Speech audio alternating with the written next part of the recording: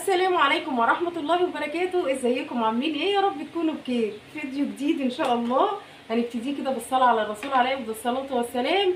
وعايزاكي كده تذكري الله فيه وتحطي لي لايك جميل لو عجبك الفيديو، ولو ما اشتركش ينزل يشترك في القناة عشان يوصله كل جديد ومفيد. شايفين دي ايه حكايتها دي بقى؟ بصوا يا جماعة، الكورة دي ليها سر عجيب، يعني ما تتخيلوش ان هي صغيرة كده ولا جبارة بصراحة.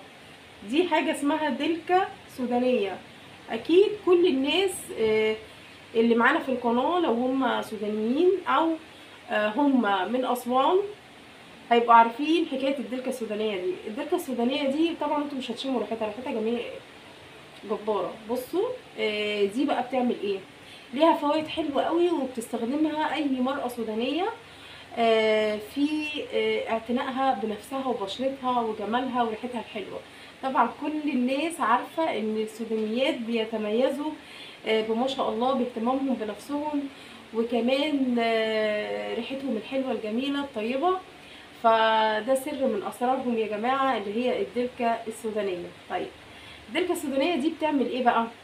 بصوا، بتفتح لون البشرة، بتنضفها، بتعطرها. كل دي بصوا هقول لكم على حاجه، هي مش لبشره الوجه لان دي فيها عطور، والعطور خاصه بالعنايه بالجسم اكتر من البشره، لان البشره بتبقى مش محتاجه عطور، اصل البشره حساسه يعني. فهي طبعا دي اكتر للاعتناء الشخصي او الاعتناء بالجسم. فاهميني؟ لان المراه السودانيه بتستعملها لتعطير جسمها، وطبعا بتفتحه، وكمان بيبقى فيه لمعة كده. وبصوا اكيد اي حد عاشر السودانيين عارف هم مهتمين بجمالهم ومهتمين بصراحة بنظافتهم ازاي.